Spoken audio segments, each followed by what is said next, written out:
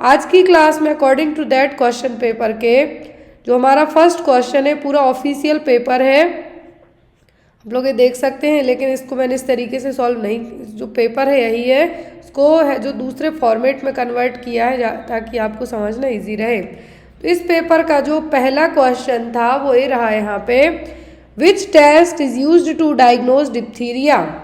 Diphtheria के लिए diagnostic test पूछा है। अब आपको ज़रूरी नहीं है कि अपकमिंग टाइम में डिप्थीरिया का डायग्नोस्टिक टेस्ट पूछें। डिप्थीरिया से लेके आपके जो क्वेश्चन बनते हैं, एक तो ये बनता है कि ये बैक्टीरियल है या वायरल है, तो ये है क्या, बैक्टीरियल इन्फेक्शन। क्या है, बैक्टीरियल इन्फेक्शन है। दूसरा यहाँ पे आपको टेस्ट जो क्वेश्चन आता है कि डिप्थीरिया फैलता कैसे है, तो ये ड्रॉपलेट इन्फेक्शन के थ्रू। कैसे, ड्रॉपलेट के थ्रू। कॉजेटिव एजेंट क्या है इसका, तो वह कॉर्नी बैक्टीरियम डिप्थीरिया। क्या है, कॉर्नी बैक्टीरियम डिप्थीरिया। तो ये तीन क्वेश्चन आपको यहाँ से बेसिक सीधे सीधे बनेंगे। चौथा बनता है यहाँ पर इसके लिए जो टेस्ट है, डायग्नोस्टिक टेस्ट, वो कौन सा होगा, टेस्ट होगा डिप्थीरिया के लिए, वो कौन सा होगा। ऑप्शन में Schick test, Coombs test, Mantoux test या फिर नॉन स्ट्रेस टेस्ट। तो यहाँ पर RH एंटीबॉडी डिटेक्ट करने के लिए कॉम टेस्ट किया जाता है, माउंटेक्स टेस्ट किया जाता है ट्यूबरक्लोसिस के लिए, नॉन स्ट्रेस टेस्ट होता है प्रेगनेंसी में जो फीटल हार्ट रेट है, एक्सेलरेशन या डिसलरेशन तो नहीं हो रहा है, फ्लक्चुएट तो नहीं हो रही है, उसके लिए। तो यहाँ पर डिप्थीरिया के लिए जो डायग्नोस्टिक टेस्ट है वो कौन सा, वो है सिक टेस्ट है। वो क्या है, सिक टेस्ट। याद रखना है डिप्थीरिया से आपको इसका ट्रांसमिशन, मोड ऑफ ट्रांसमिशन तो होगा ड्रॉपलेट, छींकने खांसने से। क्या अफेक्ट होगा, तो इसमें आपका जो अपर रेस्पिरेटरी ट्रैक्ट है वो अफेक्ट होगा, स्पेशली आपको सर्दी खांसी जुकाम फ्लू काइंड सिम्टम रहेंगे। अब टेस्ट तो सिक टेस्ट, कॉजेटिव एजेंट तो कॉर्नी बैक्टीरियम डिप्थीरिया जो कि एक बैक्टीरियल इन्फेक्शन है। नेक्स्ट है यहाँ पर इम्यूनाइजेशन इज, तो इम्यूनाइजेशन किस तरीके का प्रिवेंशन है, प्राइमरी, सेकेंडरी, टर्सरी या फिर डिसेबिलिटी प्रिवेंशन। तो आपको प्रिवेंशन से एग्जाम में क्वेश्चन जो आते हैं, क्या है, डिसीज प्रिवेंशन से एग्जाम में यदि आपको क्वेश्चन आते हैं तो आपको यहाँ पर प्रिवेंशन में प्राइमरी भी पूछ सकते, सेकेंडरी भी, टर्सरी भी। अब यहाँ पे यदि प्राइमरी प्रिवेंशन की हम बात करें तो कोई भी कंडीशन होने के पहले, कोई भी डिसीज कंडीशन होने के पहले जो भी आप प्रिकॉशंस बरतते हैं, हेल्थ एजुकेशन के थ्रू, आपको अवेयरनेस के थ्रू चीज़ें पता चलती हैं, वैक्सीनेशन आप पहले से ही वैक्सीनेटेड रहते हैं, तो वो क्या है, वो primary prevention. That means disease हुई नहीं है बट उसके लिए आप पहले से ही क्या है, अवेयर हैं, इम्यूनाइजेशन करा लेते हैं, वैक्सीनेशन करा लेते हैं, हेल्थ एजुकेशन के थ्रू आपको अवेयरनेस है कि ये चीज़ करने से आपको ये कंडीशन हो सकती है, तो वो सब किस में आएगा, प्राइमरी प्रिवेंशन में। सेकेंडरी प्रिवेंशन में आएगी आपकी स्क्रीनिंग। कोई भी डिसीज़ आपको हो गई, सर्दी खांसी जुकाम बुखार हो गया, अब आपको उस पर्टिकुलर डिसीज़ को पता करना है, टेस्ट वगैरह कराते हैं, आप स्क्रीनिंग कराते हैं, तो वो आपका क्या आएगा, secondary prevention to identify the disease और इन अर्लीस्ट फेज, मतलब पहली फेज में ही पता करना है यदि आपको क्या प्रॉब्लम है, तो वो सेकेंडरी, मतलब कॉम्प्लिकेशन की तरफ आपको नहीं बढ़ना है, सेकेंड स्टेज में ही आपको क्या हो जाना है, ठीक हो जाना है। टर्सरी में आता है कि यदि आफ्टर द डिसीज आपको कुछ कॉम्प्लिकेशन डेवलप हुए हैं तो उसको आप कैसे हैंडल करेंगे, कैसे मैनेज करेंगे। तो यहाँ पर यदि इम्यूनाइजेशन से क्वेश्चन करें, वैक्सीनेशन, हेल्थ एजुकेशन, तो वो आएगा आपका प्राइमरी प्रिवेंशन। कोई भी टेस्ट, डायग्नोस्टिक टेस्ट आपको देख के पूछें या फिर आपको पेपिस्मियर के बारे में पूछें कि करवा रहे हैं, तो ये होगा सेकेंडरी प्रिवेंशन। क्या है, सेकेंडरी प्रिवेंशन। टर्सरी प्रिवेंशन में जब कॉम्प्लिकेशन डेवलप हो जाते हैं, आफ्टर दैट जो आप ट्रीटमेंट लेते हैं वो आपका किस में आएगा, टर्सरी प्रिवेंशन में। नेक्स्ट है यहाँ पे question, what cause the dengue infection. तो डेंगू के लिए क्या रिस्पॉन्सिबल है, अर्थोवायरस, RNA वायरस, एडीज एगिप्टी वायरस या फिर पैरामिक्सो वायरस। तो यहाँ पर डेंगू के लिए जो डेंगू का यदि इन्फेक्शन पूछे तो डेंगू के लिए यदि मॉस्क्यूटो की बात करें तो वो क्या है, एगिप्टी, एडीज एगिप्टी मॉस्क्यूटो, जो कि एलोपिक्टस मॉस्क्यूटो फैमिली से बिलोंग करेगा। लेकिन यहाँ पे यदि आपको वायरस पूछें तो डेंगू वायरस, क्या है, डेंगू वायरस और एडीज एगिप्टी वायरस ऑप्शन में आपको नहीं है, सॉरी ऑप्शन में आपको डायरेक्ट मॉस्क्यूटो नहीं, यहाँ पे वायरस पूछा है, तो वो क्या है यहाँ पर एडीज एगिप्टी वायरस, जो कि डेंगू के लिए रिस्पॉन्सिबल है।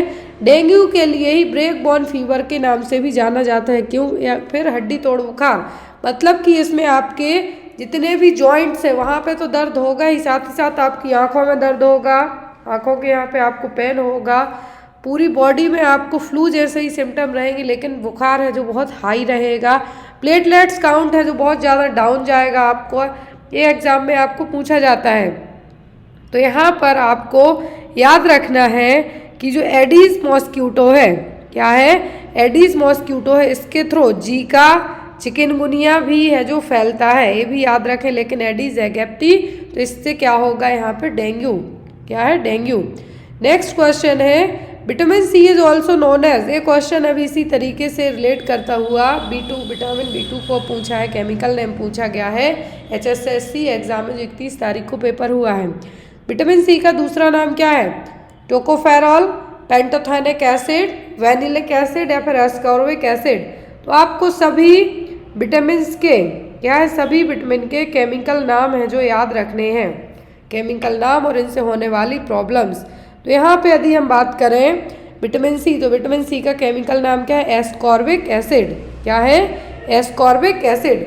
विटामिन ए के लिए कहा जाता है रेटिनॉल, विटामिन डी कहलाता है कैल्सीफेरॉल, टोकोफेरॉल है जो यहाँ पर क्या है, ये विटामिन ई, याद रखें, tocopherol vitamin E, ascorbic acid vitamin C, pantothenic acid यहाँ पर ये क्या है, B5, क्या है यहाँ पर ये B5। अब यदि हम बात करें पूरे विटामिन्स की, तो यहाँ पे आपको एग्जाम में ये क्वेश्चंस आते ही आते हैं, इनसे होने वाली प्रॉब्लम्स। विटामिन सी से होने वाली प्रॉब्लम क्या होती है? डेफिशिएंसी, वो होती है स्कर्वी, क्या है, स्कर्वी। टोकोफेरॉल एक एंटीऑक्सीडेंट के साथ साथ एंटी स्टेरिलिटी विटामिन भी कहलाएगा, क्लियर। विटामिन सी की ज़रूरत है जो इन्फेक्शन में भी इन्फेक्शन से रिकवर होने में, इन्फ्लामेशन से रिकवर होने में भी पड़ती है। फिर यहाँ पे यदि बात करें कौन सा विटामिन है जो जितने भी लोग वेजिटेरियन हैं उनमें उसकी डेफिशिएंसी हो सकती है, तो होता है विटामिन B12 और साइनोकोबालमिन, क्योंकि विटामिन B12 सबसे ज़्यादा जो नॉनवेज या फिर मांसाहारी आइटम्स होते हैं उन्हीं में बस प्रेजेंट रहता है।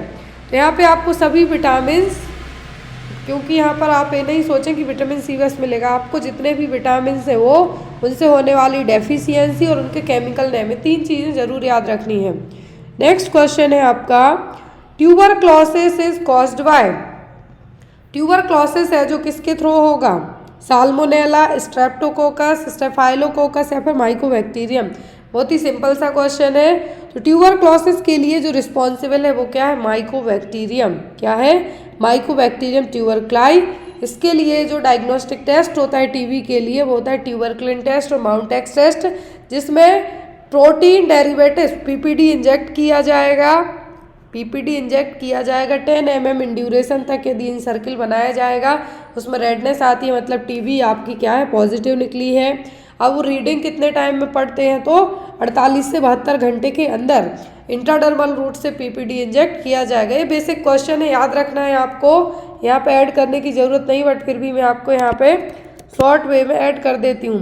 PPD जो प्रोटीन डेरिवेटिव्स हैं इंट्राडर्मल, क्या है, इंट्राडर्मल इंजेक्ट किए जाएंगे। रीडिंग की बात करें हम, तो रीडिंग है जो 48 से 72 घंटों में, यदि एग्जाम में आपको 48 भी है 72 भी है तो आप 72 को मार्क कीजिए, क्लियर। 10 mm इन ड्यूरेशन, क्या है, 10 mm इन ड्यूरेशन के लिए आपको यहाँ पे क्या करना है, 10 mm का जो सर्किल बनाना है। यदि वो पूरी उसमें रेडनेस आ जाती है दैट मीन्स टीबी क्या है, पॉजिटिव है।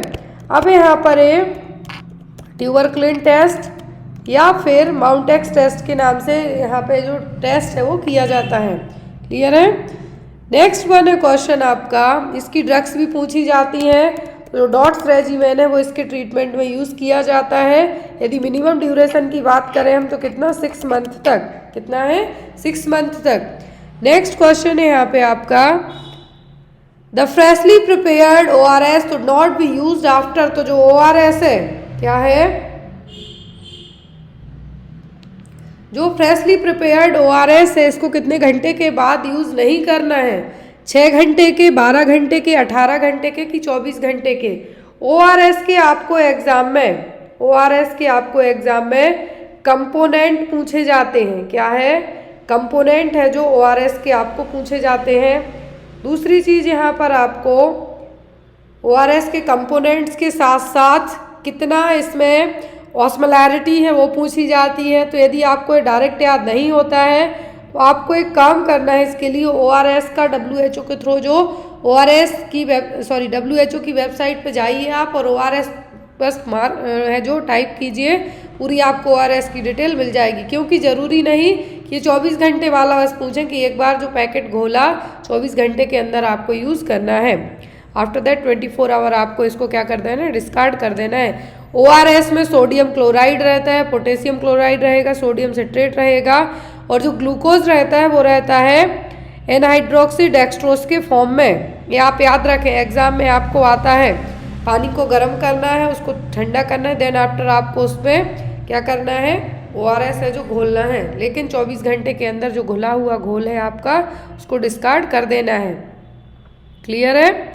नेक्स्ट वन, यदि एक चीज़ और पूछें कि जो ओआरएस का आप 1 लीटर घोलते हैं ओआरएस, तो यहाँ पर कितने ग्राम इसमें ग्लूकोज रहता है? तो बोलता है 20 ग्राम। ये भी आपको रिसेंट में एग्जाम में आ चुका है। नेक्स्ट क्वेश्चन है यहाँ पे, विच of the following disease is caused by bacteria? तो इनमें से बैक्टीरियल डिसीज कौन सी है? हेपेटाइटिस ए, टाइफॉइड, मीजल्स या फिर पोलियो? तो हेपेटाइटिस ए एक वायरल इन्फेक्शन है। इसके लिए यहाँ पे बात करें हम तो ये फीको ओरल रूट के थ्रू फैलता है। एक्यूट एक डिसीज कंडीशन है, इसमें लिवर में ही प्रॉब्लम होगी। मीजल्स, तो मीजल्स किससे फैलता है? तो ये भी वायरल है। क्या है? मीजल्स है किससे फैलता है? वायरस से, मॉर्बी वायरस, याद रखना है इसका नाम। सिंगल स्ट्रैंडेड क्या है यहाँ पर? एक आरएनए वायरस है। आरएनए वायरस का नाम क्या है? Moby virus. क्या है? Morbilli virus. या फिर आप इसको एग्जाम में पैरामिक्सो वायरस के नाम से याद रखें, क्योंकि आपको मॉर्बिली वायरस तो एग्जाम में नहीं आता है, क्योंकि फैमिली का नाम है पैरामिक्सो वायरस। पैरामिक्सो वायरस किसका है? मीजल्स का। पोलियो का तो पोलियो वायरस ही है यहाँ पे। टाइफॉइड एक यहाँ पे बैक्टीरियल इन्फेक्शन है जो कि साल्मोनेला टाइफी से, किससे? साल्मोनेला टाइफी से फैलता है। साल्मोनेला टाइफी से। इसी के लिए एंट्रिक फीवर, क्या है? एंट्रिक फीवर के नाम से भी जाना जाता है। एग्जाम में आया था अभी जो HSSC का पेपर हुआ है कि टाइफॉइड को दूसरे किस नाम से जाना जाता है, तो वो है एंट्रिक फीवर। याद रखना है, टाइफॉइड साल्मोनेला टाइफी से फैलेगा। एंट्रिक फीवर होता कैसे? गंदे खाने पीने के कारण, गंदा पानी पीने के कारण। जो लोग बहुत गोलगप्पे वगैरह खाते हैं ठेलों पे खड़े होकर, उनको सबसे ज़्यादा होने की दिक्कत होती है। Next one, which of the following is a water borne disease? तो इनमें से कौन सी है जो कि एक वाटर बॉर्न डिसीज है? कोलेरा, मलेरिया, ट्यूबरक्लोसिस या फिर इन्फ्लुएंजा? तो वाटर बॉर्न डिसीज मतलब गंदे पानी के कारण हो सकती है, तो वो है यहाँ पर ओनली कोलेरा। क्या है? कोलेरा, जो कि विब्रियो कोलेरा से होगी। यहाँ पे क्या है? Vibrio cholera. विब्रियो कोलेरा इसके लिए क्या है? रिस्पॉन्सिबल है। इसका एक और क्वेश्चन एग्जाम में आता है, वो है राइस वाटर स्टूल। कोलेरा कैसे हुआ? गंदे पानी पीने के कारण। तो यहाँ पर आपका आंसर क्या होगा? Cholera. It's a vibrio cholera causative agent है, जो कि एक बैक्टीरियल प्रॉब्लम है। इसका एक क्लासिकल साइन होता है rice water stool. Next question है यहाँ पे, epidemiological triad are all included except? तो एपिडेमियोलॉजिकल ट्रायड में 3 चीजें होती हैं, एजेंट, होस्ट, एनवायरनमेंट। क्या है? Agent, host, environment. इसमें 3 चीजें रहेंगी। एपिडेमियोलॉजी में आपको यदि इसके फादर पूछें तो एपिडेमियोलॉजी के फादर कौन है? Jon Snow. एग्जाम में आते हैं जॉन स्नो, तो यहाँ पे फादर पूछें तो जॉन स्नो। ट्रायड है तो 3 चीजें होती हैं, triad that means 3, agent, host and environment. Investigator इसका हिस्सा नहीं है। अभी रिसेंट में होस्ट की डेफिनेशन पूछी गई थी। होस्ट एक ऐसा पर्सन है, इंडिविजुअल एनिमल, जो भी किसी भी डिसीज कंडीशन उसको होगी, लेकिन एजेंट क्या करेगा? कॉज करेगा। इन्वायरमेंट का मतलब यहाँ पे वातावरण, जो माइकोबैक्टीरियम एजेंट है या फिर कुछ भी बैक्टीरिया वायरस है उसको ग्रो करने में हेल्प करेगा इन्वायरमेंट। जैसे सर्दी खांसी जुकाम है, जनरली जो विंटर सीजन होता है उसमें होने की प्रॉब्लम ज़्यादा होती है बारिश के टाइम पे, तो वो यहाँ पे क्या करेगा, इन्वायरमेंट का रोल प्ले करेगा, जो भी वेदर है वो। तो यहाँ पे आपको एपिडेमियोलॉजिकल ट्रायड की बात करें तो जॉनसन इसके फादर हैं एपिडेमियोलॉजी के। एपिडेमियोलॉजी में डिसीज़ है, जो डिसीज़ किसी पर्सन में किस तरीके से फैल रही है, किस तरीके से ग्रो कर रही है, क्या क्या साइन सिम्टम दिखा रही है, पूरी डिसीज़ की कंडीशन स्टडी किस में की जाएगी, एपिडेमियोलॉजी में।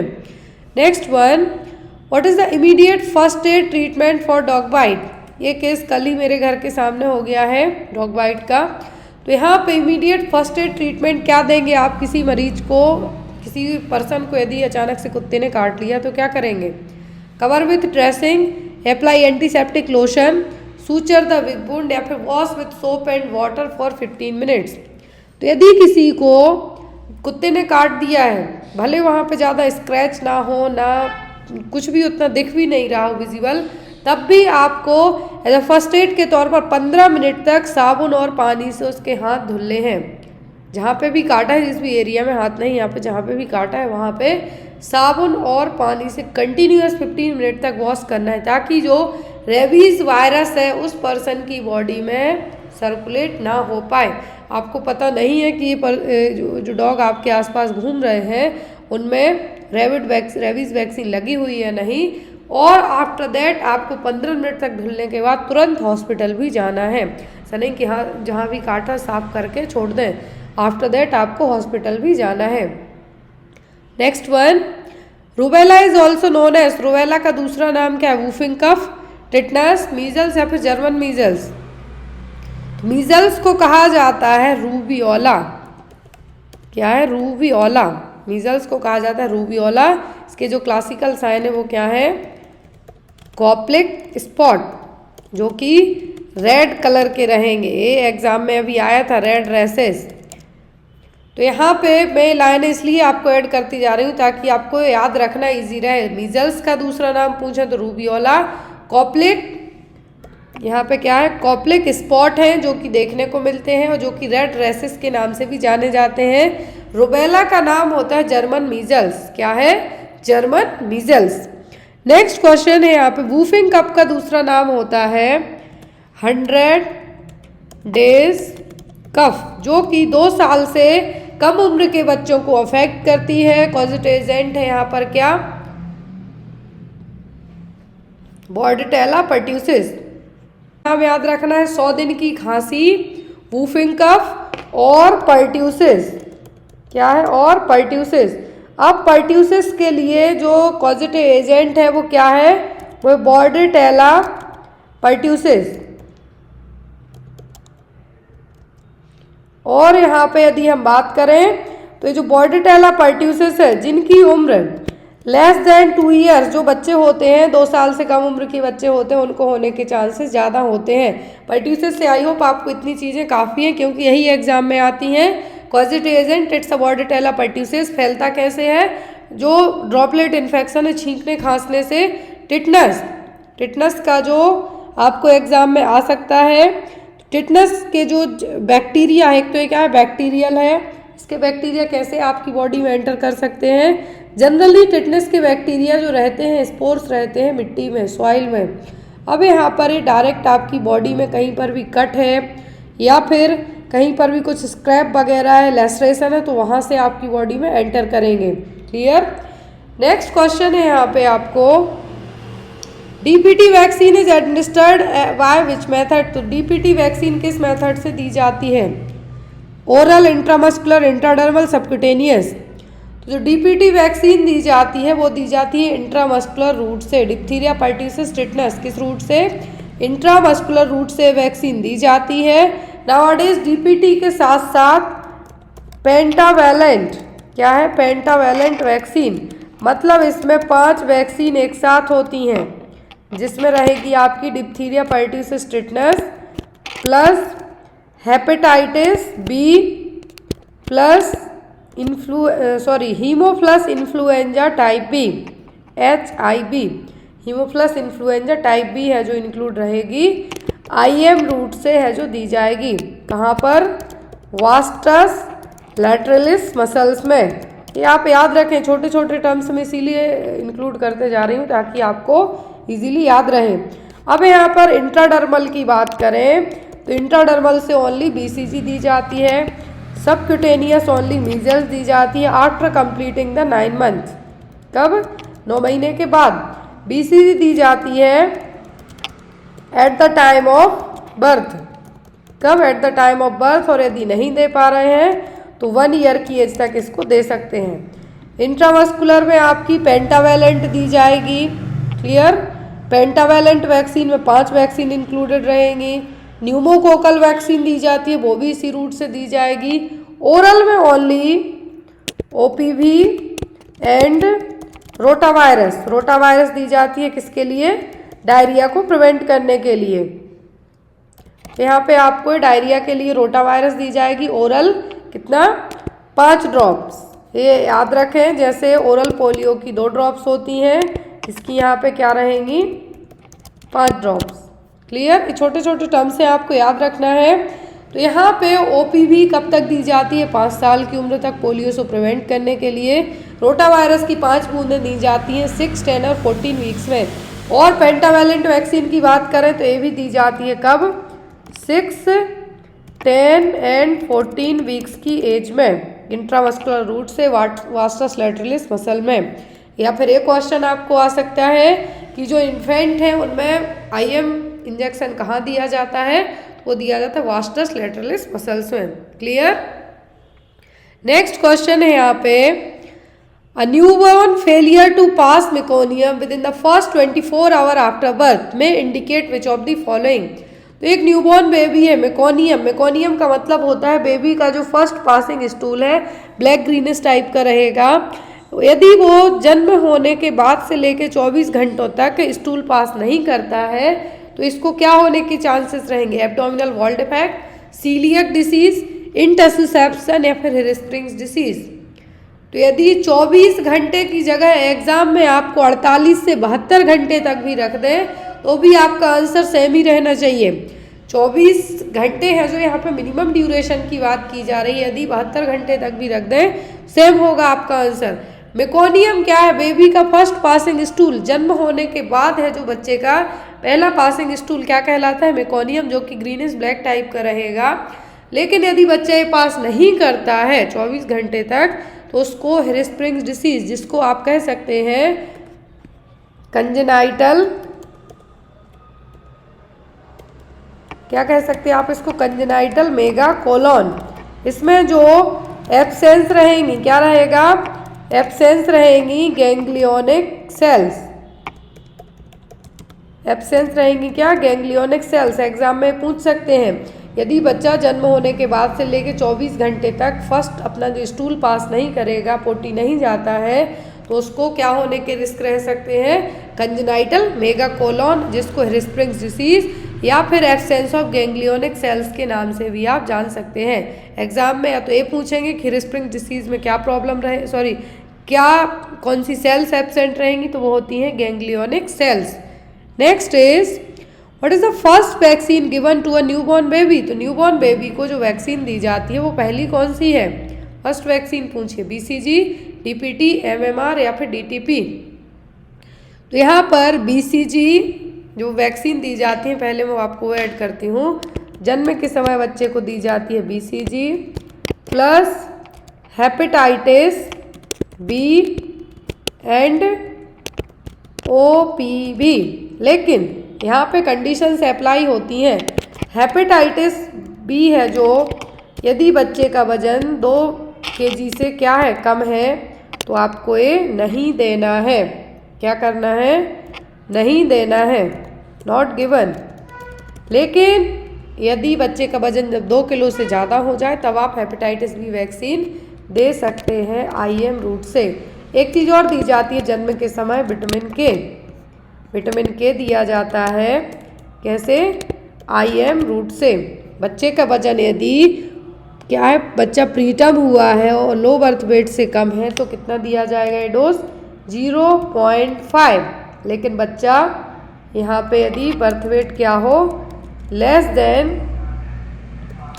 2 kg यहाँ पे कंसीडर करते हैं स्पेशली हॉस्पिटल में, लेकिन ये इससे कम है तब देना है। तो यहाँ पे इसके बीच में आपको डिफरेंस याद रखना है कि BCG hepatitis B OPV and vitamin K at the time of birth दिया जाता है, लेकिन वैक्सीन 3 होती हैं, BCG हेपेटाइटिस बी और OPV। BCG दी जाएगी इंट्राडर्मल रूट से, हेपेटाइटिस बी दिया जाएगा IM, OPV दिया जाएगा ओरल 2 बूंद।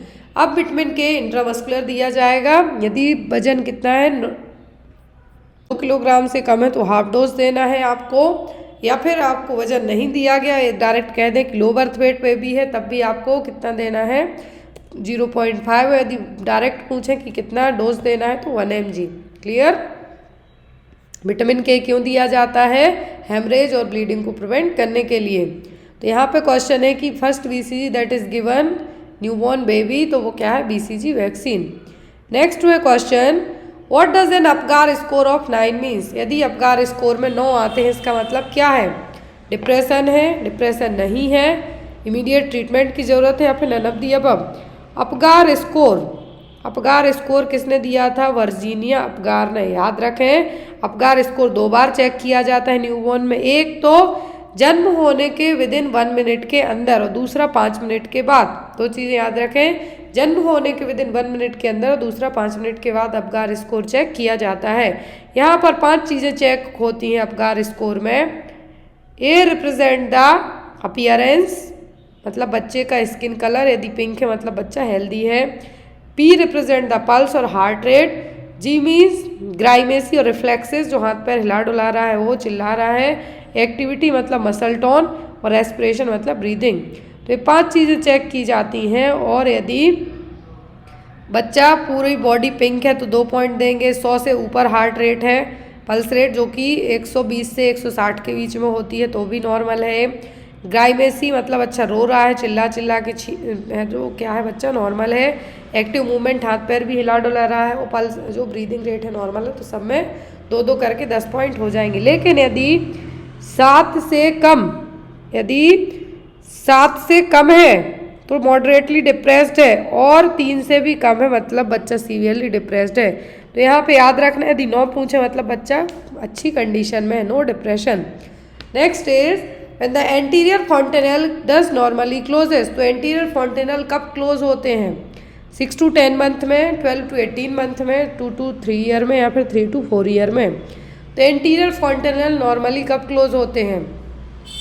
एंटीरियर फॉन्टेनल क्लोज होते हैं 12 से 18 महीने की उम्र में। कब? 12 से 18 महीने की उम्र में। पोस्टीरियर ऑक्सीपिट क्लोज हो जाते हैं 1.5 मंथ की उम्र में, या फिर 10 वीक आप कह सकते हैं। लेकिन यहाँ पे आपके जो एंटीरियर है वो बाद में क्लोज होते हैं 12 से 18 महीने की उम्र में। Next one, according to Freud oral stage is between. तो जो साइको एनालिसिस थ्योरी दी है फ्रूड ने, तो ओरल स्टेज क्या है? ओरल स्टेज किस उम्र में रहेगी? 1 to 1 year, 1 to 3 year, 3 to 6 year, या फिर 7 to 11 ईयर। तो यहाँ पर यदि इस स्टेज की हम बात करें, फ्रूट की जो थ्योरी दी गई है, अकॉर्डिंग टू दैट थ्योरी के ओरल स्टेज पूछी गई है तो वो होती है कब? जन्म से लेके 1 साल की उम्र तक, birth to 1 year, it's a oral stage. आपको याद रखना है क्या? Oral stage. यदि एनल की बात करें, एनल स्टेज, तो एनल स्टेज होती है किसमें? Toddler, 1 to 3 years of age. क्या है? 1 to 3 ईयर की एज में क्या है? Anal stage. जो यहाँ पर फोकस रहेगा वो एनस। फिर आता है आपका फैलिक स्टेज। तो फैलिक यहाँ पे आपकी कब रहेगी? 3 to 6। और यहाँ पे आप ये कह सकते हैं कि जो school going children, sorry pre Schuler होते हैं, कौन? Pre schoolers. नेक्स्ट है यहाँ पे आपका लेटेंसी। क्या है? लेटेंसी। तो लेटेंसी 6 to 12 ईयर्स। क्या है? 6 to 12 ईयर्स। और जो बच्चे स्कूल गोइंग बच्चे हैं उनके लिए है। फिर आपका आता है जेनाइटल। क्या है? जेनाइटल। तो ये आफ्टर द 12 ईयर। क्या है? After 12 year. क्लियर है? तो ये आपको स्टेज है जो एग्जाम में पूछी जा सकती है। तो यदि एनल पूछे, सॉरी ओरल जो कि एक फर्स्ट स्टेज है, तो birth to 1 year, anal 1 to 3 year, phallic 3 to 6 year जो प्री स्कूलर है, और latency 6 to 12 year, genital after the 12 year. Next one, what is the first aid treatment for choking? तो first aid से जो question आने हैं आपको, एक तो डॉग बाइट हो गया, दूसरा हो गया चोकिंग। ये क्वेश्चन बेसिक है, एग्जाम में आते हैं। चोकिंग का फर्स्ट एड ट्रीटमेंट क्या है? Call for ambulance, try to remove object with the finger, give fluids to drink, give sharp back blow between shoulder blade.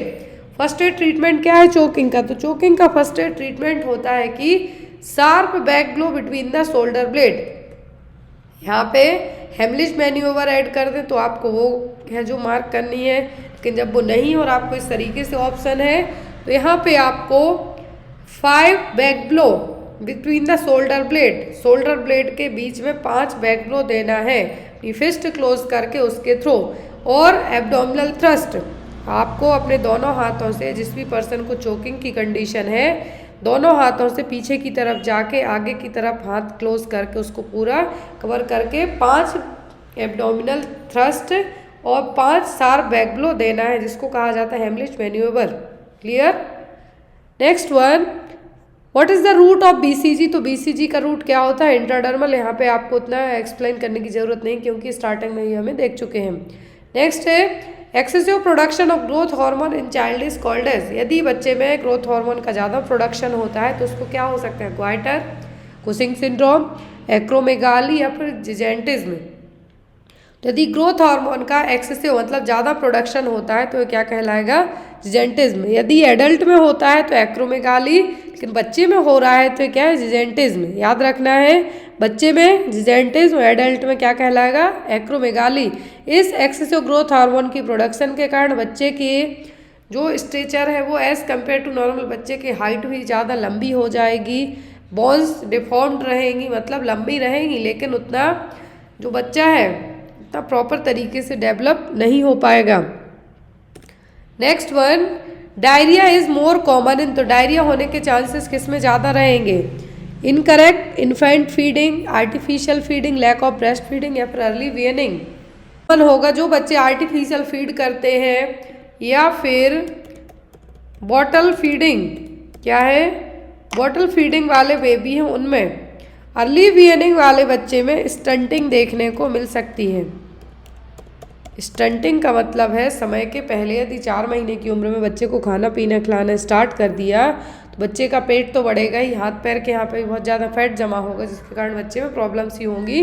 तो यहाँ पर डायरिया का जो मेन रीज़न होगा यहाँ पे वो होगा बॉटल फीडिंग बेबीज़ या फिर artificial feeding babies. Next one, what is the normal length of the newborn baby? तो नॉर्मल लेंथ कितनी होती है न्यूबॉर्न बेबी की? 15 इंच, 20 इंच, 25 इंच या फिर 30 इंच। कितनी है जो लेंथ हो सकती है बेबी की? न्यूबॉर्न बेबी की यदि हम बात करें, क्या है? न्यूबॉर्न बेबी की हम बात करें तो सेंटीमीटर में होती है 50 सेंटीमीटर तक। कितना? 45, डिपेंड करता है मदर की हाइट हेल्थ पर भी, लेकिन नॉर्मल लेंथ होती है 50 सेंटीमीटर तक। कितना? 50 सेंटीमीटर तक। तो यहाँ पर यदि 50 से 55, तो यहाँ पर अकॉर्डिंग टू ऑप्शन के जो आपका सही आंसर इंच में पूछा गया है, तो इंच में कितनी होगी? 20 इंच तक। कितना? 20 इंच। नेक्स्ट इज वजन पूछे तो normal 2.5 kg। Next one, what is the common cause of oral thrust? Oral thrust का मेन रीजन क्या है? बैक्टीरिया, वायरस, फंगस या फिर एक्टेसिया। ओरल थ्रस्ट का जो मेन रीजन है क्या है? ओरल थ्रस्ट का जो मेन रीजन है क्या है? Fungus, Candida albicans. याद रखना है, फंगस का नाम कैंडिडा एल्बिकेंस, जो कि ओरल थ्रस्ट के लिए रिस्पॉन्सिबल माना जाता है। और एक कैंडिडा एल्बिकेंस होने के चांसेस उनमें ज़्यादा रहेंगे जिनकी इम्यूनिटी क्या हो? कमज़ोर हो, या फिर आपकी जो जीभ है, देखा होगा आपने, पूरी वाइट टाइप की रहेगी, बहुत ज़्यादा वाइट रहेगी, तो ओरल थ्रस्ट के लक्षण हो सकते हैं। Next one, a collection of pus in the pleural cavity is known as. यदि प्लूरल कैविटी में पस का कलेक्शन हो जाए तो ये क्या कहलाएगा? निमोनिया, लैरिंजाइटिस, एम्फाइसीमा या फिर एम्पाइमा। तो यहाँ पर यदि प्लूरल कैविटी, प्लूरा जो कि लंग्स की कवरिंग है, किसकी, लंग्स की कवरिंग है। अब यदि इसी प्लूरल कैविटी में पस का कलेक्शन हो जाए तो ये क्या कहलाएगा, एम्पाइमा। एटेलेक्टेसिस होगा तो सिकुड़ना होगा, लंग्स का कोलैप्स होना होगा, लेकिन प्लूरल कैविटी में यदि पस का कलेक्शन हो जाए तो ये क्या कहलाएगा, empyema. Next one, deficiency of vitamin D leads to, तो डेफिशिएंसी मतलब विटामिन डी की कमी से क्या हो सकता है, स्कर्वी तो होगा विटामिन सी की कमी से, रिकेट्स होगा विटामिन डी की कमी से, बेरी होगा बी की कमी से। तो यहाँ पर आपको एनीमिया होगा आयरन की कमी से। अब विटामिन डी की कमी से यहाँ पे क्या होगा, रिकेट्स, क्या होगा, रिकेट्स। बड़ों में पूछे तो ऑस्टियोमलेशिया, यदि डायरेक्ट इस तरीके से है तो rickets. Next one, projectile vomiting is seen in, तो प्रोजेक्टाइल वॉमिटिंग किसका क्लासिकल साइन है, पाइलोरिक स्टेनोसिस का, गैस्ट्राइटिस, मेगाकोलोन या फिर इंटरसुसेप्शन। तो प्रोजेक्टाइल वॉमिटिंग का मतलब फोर्सफुल वॉमिटिंग होना ही होता है पाइलोरिक स्टेनोसिस में, किसमें, पाइलोरिक स्टेनोसिस में। Next one, what is the relationship between long axis of the fetus and long axis of the uterus. ये अभी HSSC के पेपर में आया है क्वेश्चन कि long axis of the fetus and long axis of the uterus जो relationship है, जो नॉर्मल होता है क्या, लॉन्गिट्यूडनल लाइन, क्या कहलाएगा, कहलाएगा line.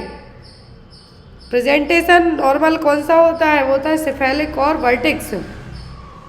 Next one, a condition that cause the over production of saliva during pregnancy is termed as, pregnancy के टाइम पर बहुत ज़्यादा लार का बनना क्या कहलाएगा, पैटियलिज्म, पेपोफैगिया, पाइका या फिर क्रेविंग।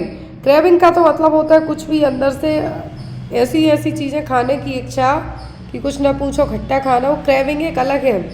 पाइका मतलब होता है नॉन ईटिंग सब्सटेंस का खाना, क्या है, नॉन ईटिंग सब्सटेंस का खाना। पैटियलिज्म मतलब बहुत ज़्यादा लार का प्रोडक्शन होना, क्या है, बहुत ज़्यादा लार का प्रोडक्शन होना। अब यहाँ पर पेपोफैगिया, पेपोफैगिया का मतलब है कुछ भी चबाना, मतलब मुंह में चिंगम जो लोग चबाते रहते हैं उनको वही चिंगम चबाने जैसी आदत लगना, तो वो है pagophagia. Over production of saliva that means पैटियलिज्म।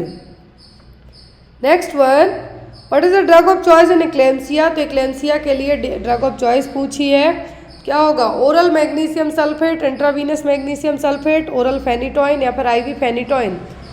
तो फेनिटोइन तो क्या है, ड्रग ऑफ चॉइस है जो एपिलेप्सी होती हैं उनके लिए, फिट्स के लिए, लेकिन एक्लेम्सिया की पूछिए तो वो क्या है, IV मैग्नीशियम सल्फेट MgSO4 है जो दिया जाएगा।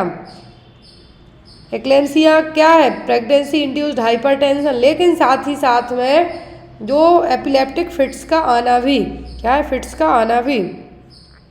Next one, which hormone is responsible for hyperemesis gravidarum, तो हाइपरएमेसिस ग्रेविडेरम के लिए कौन सा हार्मोन रिस्पॉन्सिबल है। हाइपरएमेसिस ग्रेविडेरम का मतलब है प्रेगनेंसी में होने वाली वॉमिटिंग।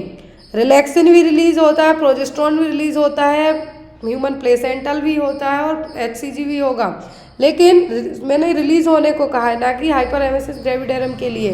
हाइपरएमेसिस ग्रेविडेरम के लिए जो रिस्पॉन्सिबल होता है वो होता है HCG हार्मोन, क्या है यहाँ पे, HCG hormone, human chorionic gonadotropin hormone. Pregnancy में जो जी मचलाता है, वॉमिटिंग होती है, उसके लिए HCG का ओवर प्रोडक्शन रिस्पॉन्सिबल है। दूसरी चीज़, HCG जो प्रेगनेंसी में कंफर्म किया जाता है कौन से हार्मोन के थ्रू, तो HCG हार्मोन के थ्रू ही पता चलेगा। तीसरी चीज़ यहाँ पे नोजिया वॉमिटिंग है, कब तक हो सकते हैं hyperemesis gravidarum, most of the 80% cases में फर्स्ट ट्राइमेस्टर में बस रहते हैं, आफ्टर दैट अपने आप सबसाइड हो जाते हैं।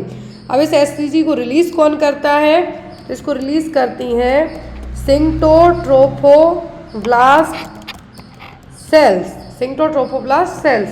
Next one, which of the following stage of labour would the nurse assist crowning, crowning कौन सी स्टेज में देखने को मिलेगा, मतलब जो फीटल हेड है वो विजिबल होना स्टार्ट होगा किस स्टेज में होगा, first, second, third, fourth.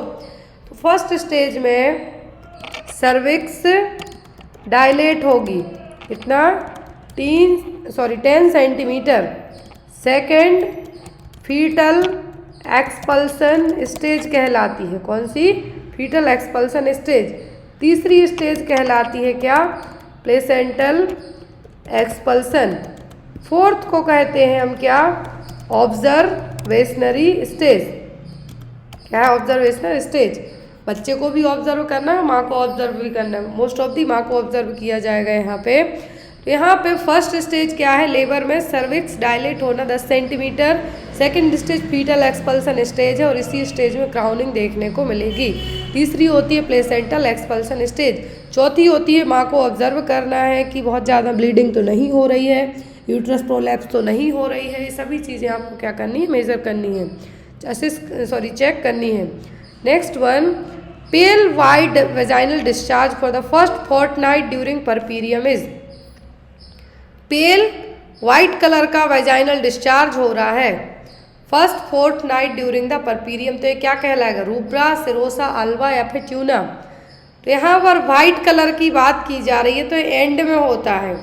Initial time पर रूब्रा होगा, सिरोसा होगा, ट्यूना होता नहीं है। 3 वर्ष होते हैं, rubra, serosa, Alva. White colour का जब स्टार्ट हो जाए तो ये कहलाएगा लोचिया एल्वा। क्या कहलाएगा, lochia alba. Next one, puerperium. तो परपीरियम पीरियड होता है कितना, 42 दिनों का, 42 डेज का। Next one, stage 1 of labour includes which phases is the correct order. First stage में 3 फेज होती हैं, तो वो 3 फेज यहाँ पे कौन सी हैं, करेक्ट सीक्वेंस बताना है। ऑप्शन में है transition, latent, active, latent active transition, active transition latent, या फिर एक्टिव लेटेंट ट्रांजिशन। तो यहाँ पर फेजेस हैं, क्या है, फर्स्ट स्टेज ऑफ लेबर की जो फेजेस हैं 3 होती हैं, लेटेंट, 3 फेज होती हैं, पहली होती है लेटेंट, दूसरी एक्टिव, तीसरी ट्रांजिशन। लेटेंट फेज में यहाँ पे देखिए फर्स्ट स्टेज की जो लेटेंट फेज है, इसमें माइल्ड और शॉर्ट क्या होंगे, कॉन्ट्रैक्शंस आएंगे, जिसमें सर्विक्स कितनी डायलेट होगी, 0 to 3 सेंटीमीटर सर्विक्स क्या होगी, डायलेट। क्लियर, ये फर्स्ट फेज है, और जो कि 6 से 8 घंटे में कितना, 6 to 8 आवर्स तक चलेंगे, नॉर्मल बात की जा रही है यहाँ पे। फिर आती है आपकी कौन सी, एक्टिव। क्या है यहाँ पे, एक्टिव, जो कि सेकंड फेज है। इसमें मॉडरेट से, मतलब जो कॉन्ट्रैक्शन स्लो आ रहे थे, मॉडरेट से क्या होंगे, स्ट्रॉन्ग होंगे। अब इसमें सर्विक्स जो कितनी डायलेट होगी, 4 to 7 सेंटीमीटर सर्विक्स डायलेट होगी। क्लियर। और यहाँ पर यदि फर्स्ट टाइम प्रेगनेंसी रही है तो ये 4 आवर तक ही, 4 to 6 आवर ही चलेंगे, 4 आवर।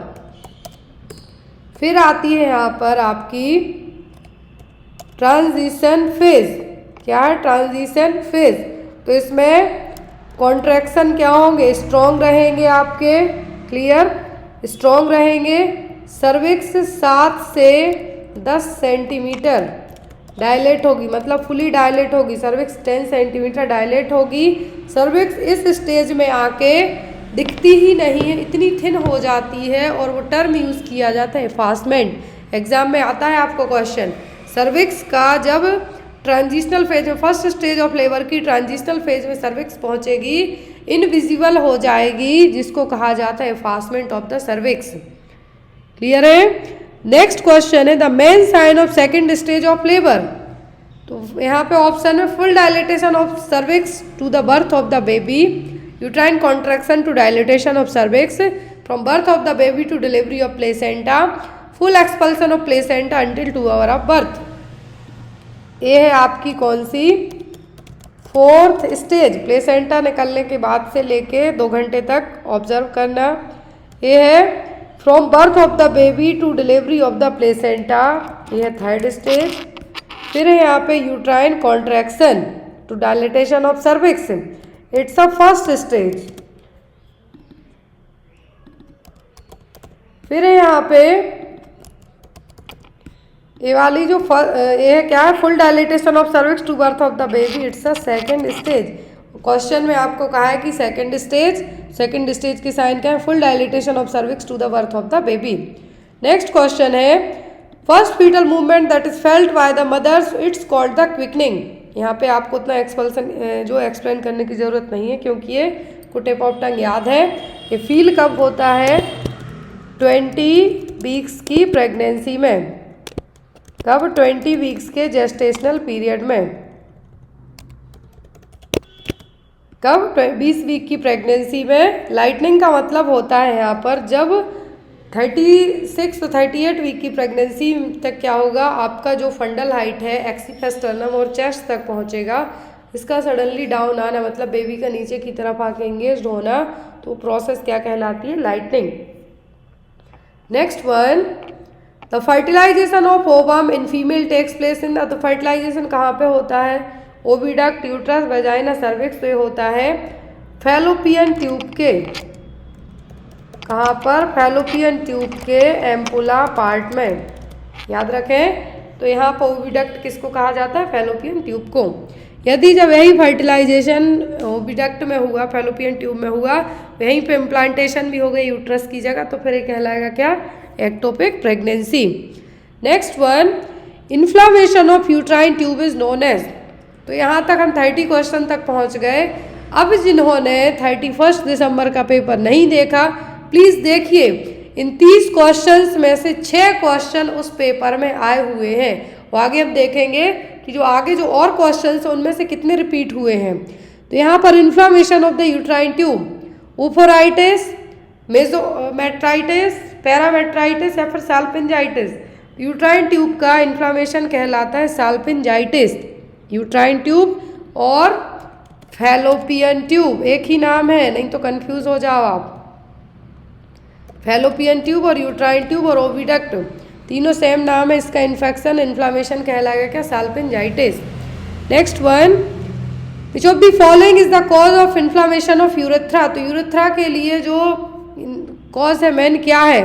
ल्यूपस, क्राउ, बर्साइटिस या फिर ट्राइकोमोनास। तो जो यूरेथ्रा के लिए इन्फ्लामेशन का कॉज होगा वो होगा ट्राइकोमोनास। क्या है? ट्राइकोमोनास। नेक्स्ट इज, एक और क्वेश्चन आपको एग्जाम में आता है, अभी जो आया हुआ है एग्जाम में, कि बच्चे को आफ्टर डिलीवरी के बाद से लेके विदिन 42 दिनों के अंदर यदि आंखों में जो कंजक्टिवल इन्फेक्शन होता है वो क्या कहलाएगा? वो कहलाता है ऑप्थेल्मिया नियोनेट्रम। क्या है? ऑप्थेल्मिया नियोनेट्रम। और इसके लिए जो रिस्पॉन्सिबल है, क्या है? ऑप्थेल्मिया नियोनेट्रम के लिए रिस्पॉन्सिबल होता है क्लेमाइडिया ट्राइकोमोनासिस, या फिर कोई भी वेजाइनल इन्फेक्शन है माँ को यदि कोई सेक्सुअली ट्रांसमिटेड डिसीज है तब बच्चे को होने के रिस्क रहेंगे। लेकिन यदि ऑप्थेल्मिया नियोनेट्रम के लिए रिस्पॉन्सिबल पूछें आपको, मैंने इसलिए यहाँ पे ऐड कर रहे हैं क्योंकि आता है तो वो क्लेमाइडिया। क्या होगा? क्लेमाइडिया, जो कि बच्चे को ऑप्थेल्मिया नियोनेट्रम कॉज करने के लिए रिस्पॉन्सिबल हो सकता है। और ऑप्थेल्मिया नियोनेट्रम का मतलब होता है कि परपीरियल पीरियड के पहले ही बच्चे को यदि आंखों में इन्फेक्शन, कंजक्टिवल इन्फेक्शन हो जाए तो वो क्या कहलाता है? वो कहलाता है ophthalmia neonatorum. Next one, blood and debris discharge from the uterus after the delivery is termed as.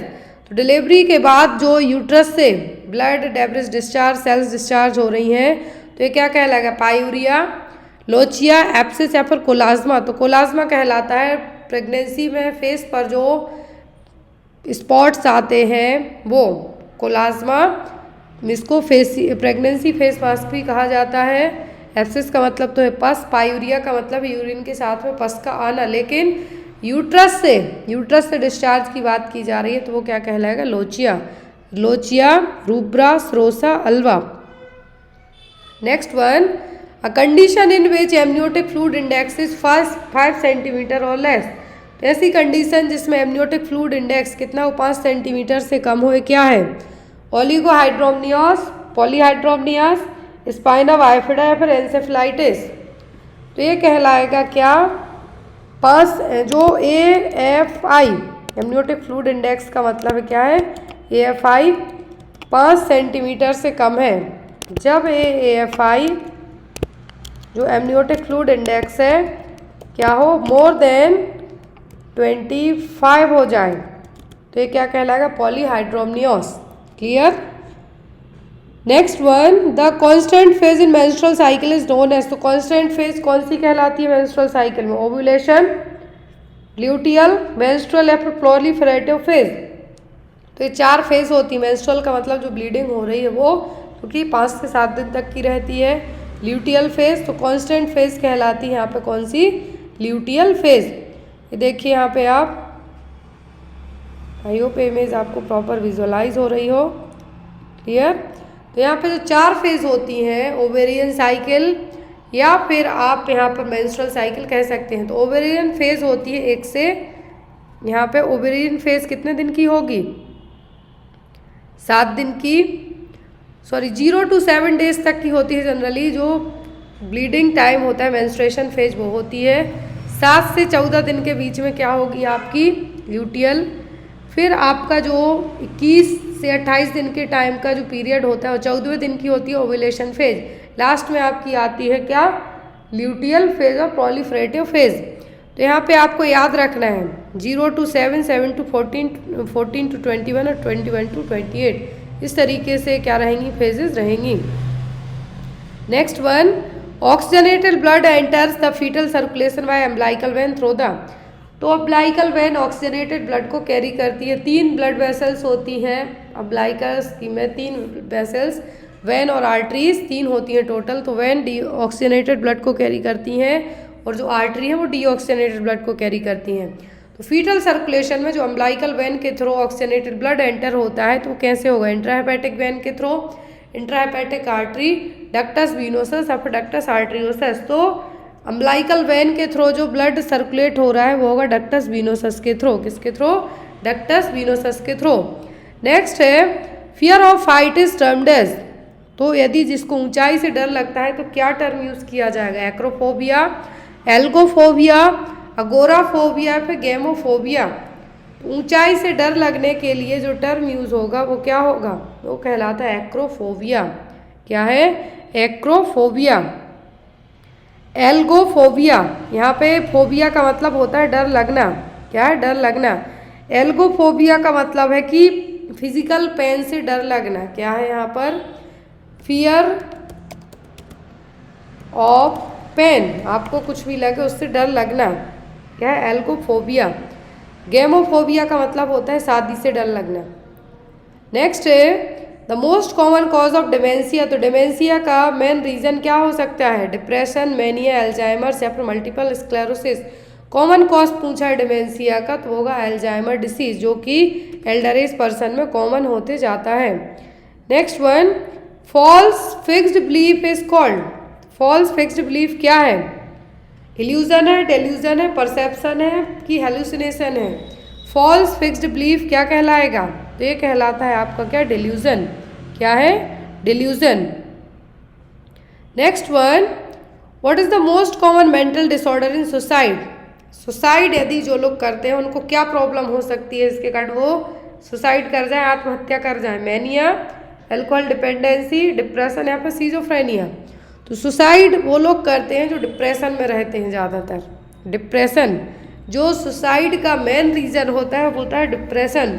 जिन लोगों को डिप्रेशन होता है उनको आप सुसाइडल टेंडेंसी के लिए सबसे ज़्यादा ऑब्जर्व करना आपकी ड्यूटी बनती है कि जो लोग बहुत गुपचुप हैं, इनके 3 साइन होते हैं। एक तो हेल्पलेसनेस, वर्थलेसनेस, होपफुलनेस, मतलब ना इनको कुछ इच्छा बची, ना खुशी है, कुछ भी नहीं बचा है, वो क्या है? डिप्रेस्ड है। तो यहाँ पर यदि डिप्रेशन के बाद जो नेक्स्ट यदि कोई कदम उठाता है तो होता है suicide. Next one, hallucination is a disorder of. तो हेल्यूसिनेशन किसका डिसऑर्डर है? थॉट का, परसेप्शन, कॉन्शियसनेस या फिर बिहेवियर। परसेप्शन की डेफिनेशन एग्जाम में अभी पूछी गई थी। तो यहाँ पर हेल्यूसिनेशन क्या है? हेल्यूसिनेशन किसका डिसऑर्डर है? तो हेल्यूसिनेशन डिसऑर्डर है किसका? परसेप्शन का। क्या है? परसेप्शन का। जो चीज़ आप छू के, देख के, टच करके, टेस्ट करके जिस चीज़ में आप चाहे मतलब परसीव करते हैं आपके सेंस ऑर्गन, वो क्या है? Perception. Next one, involuntary repetition और imitation of another person action is known as. तो यहाँ पर क्या कहलाएगा? किसी भी पर्सन के जो भी वर्ड हैं, क्या है? जो भी वर्ड हैं उसको रिपीट करना क्या कहलाएगा? इकोपरैक्सिया, इकोलेलिया, फोबिया या फिर फ्लडिंग। तो ये कहलाएगा आपका क्या? इकोलेलिया। क्या कहलाएगा? इकोलेलिया। इकोफ्रैक्सिया, फोबिया का तो मतलब होता है कि फियर ऑफ कोई भी एक्सटेंड फियर XYZ कुछ भी चीज़ें हो सकती हैं। लेकिन इकोलेलिया का मतलब क्या होगा यहाँ पर, बार बार आप जो भी चीज़ बोल रहे हैं उसके लिए रिपीट करना, क्या है, इकोलेलिया।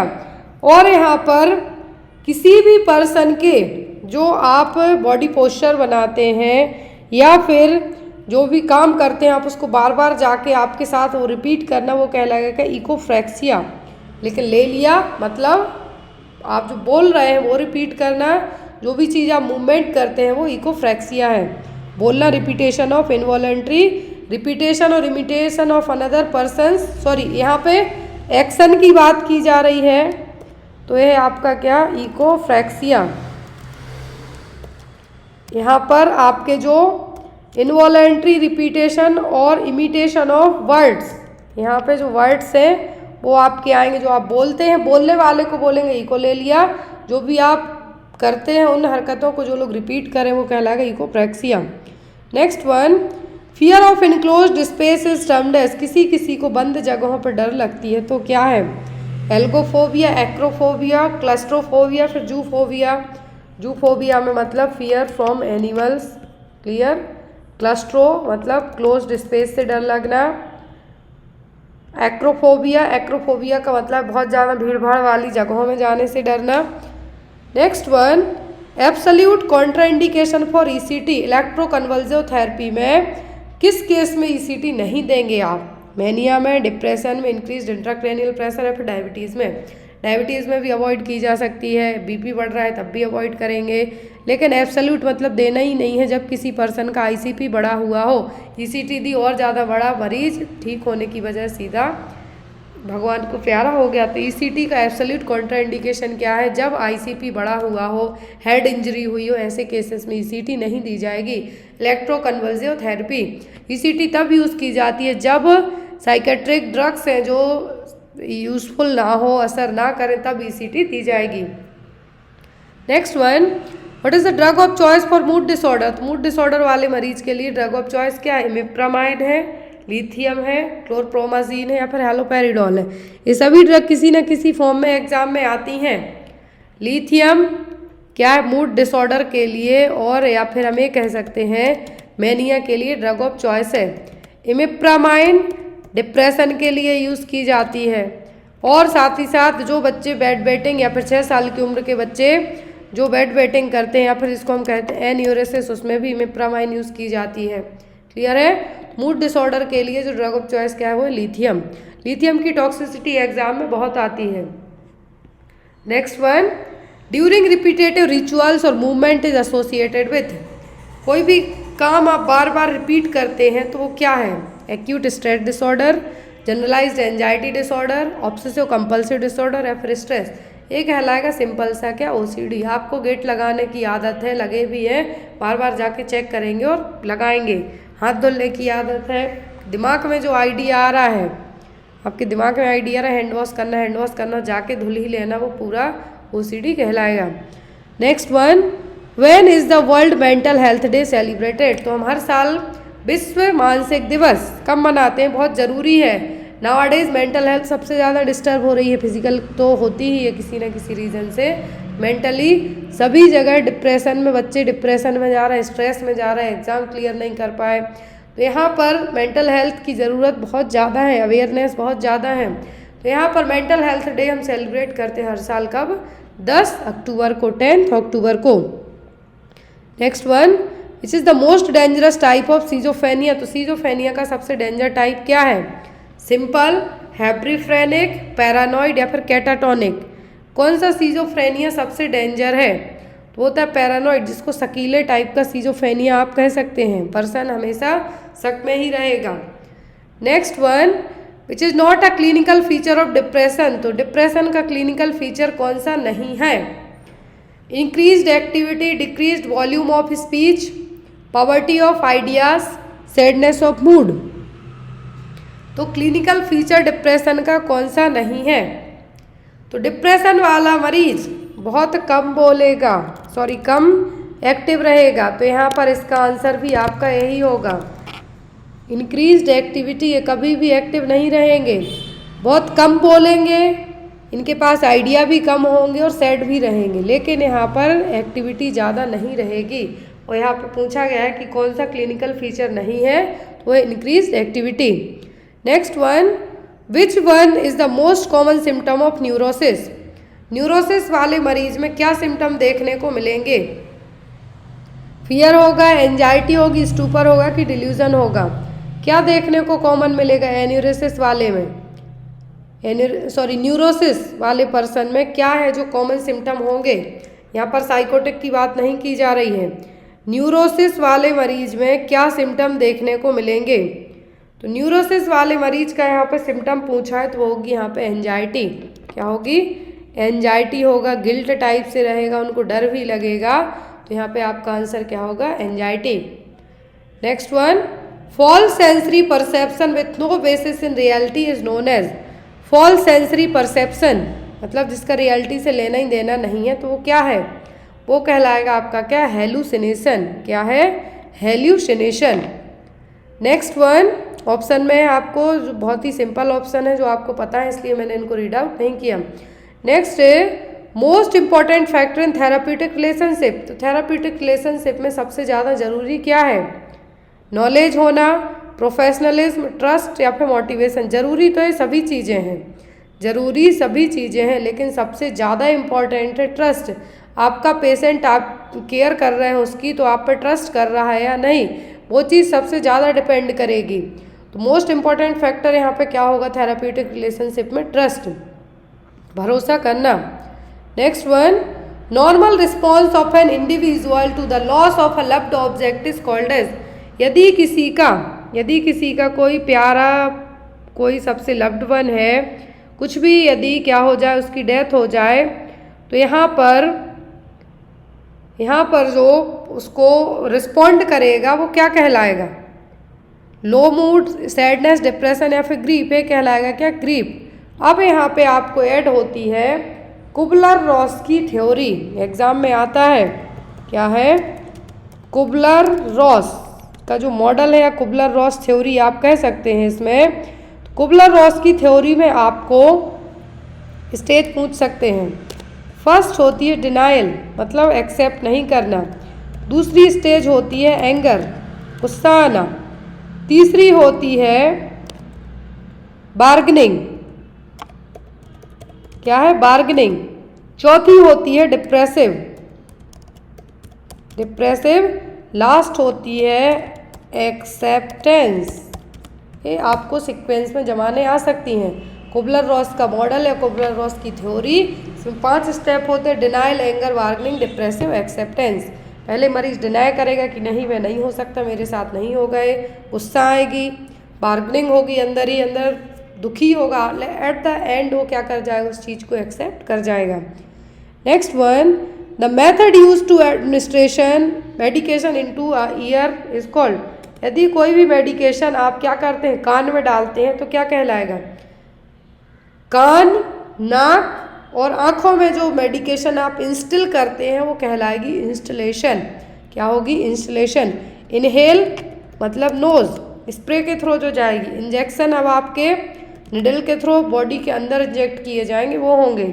अब आपके नाक में या कान में जो दवाई डाली जाती है वो क्या कहलाएगी? इंस्टलेशन।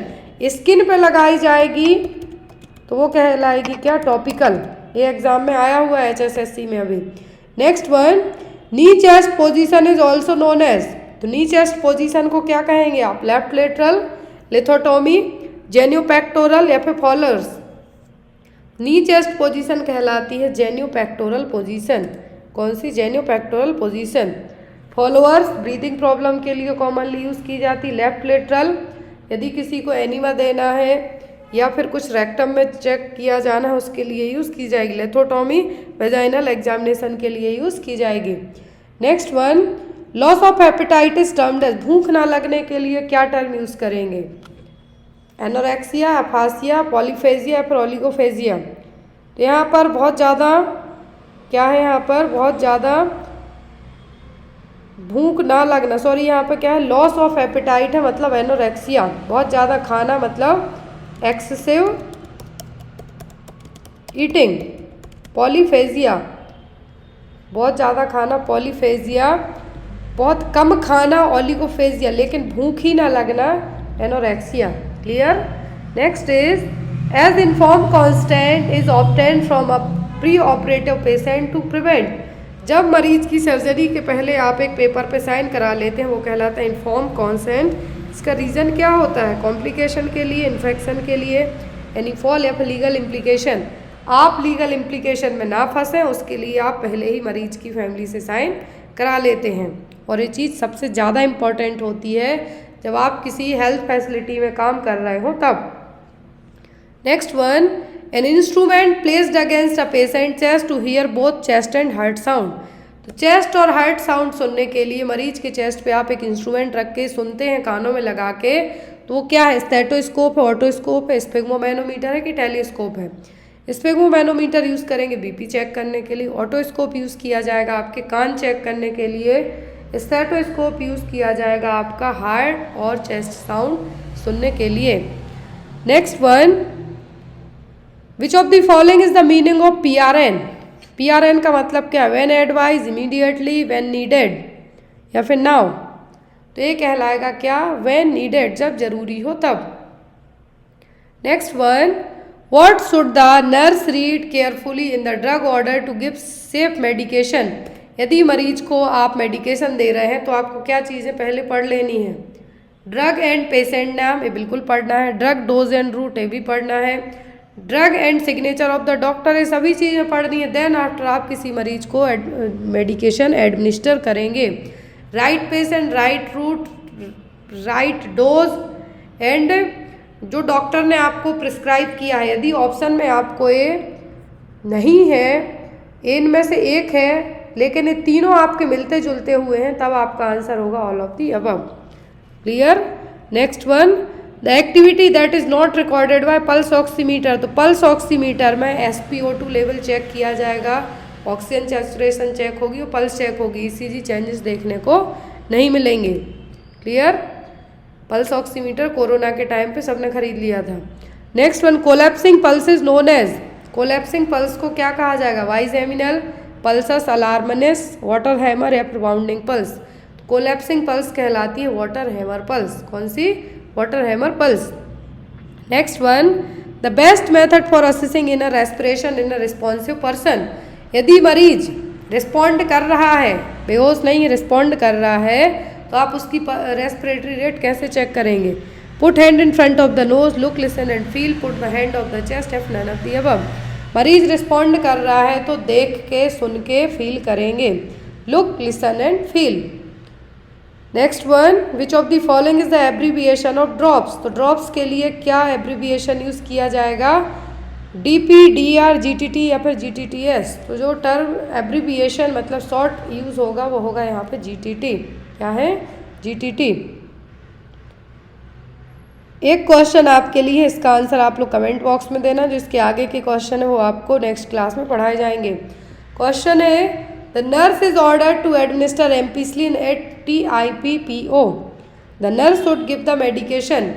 तो एम्पिसिलिन एडमिनिस्टर करने के लिए कहा गया है TIPPO। यहाँ पे आपको इसका मतलब बताना है कि ये क्या होगा।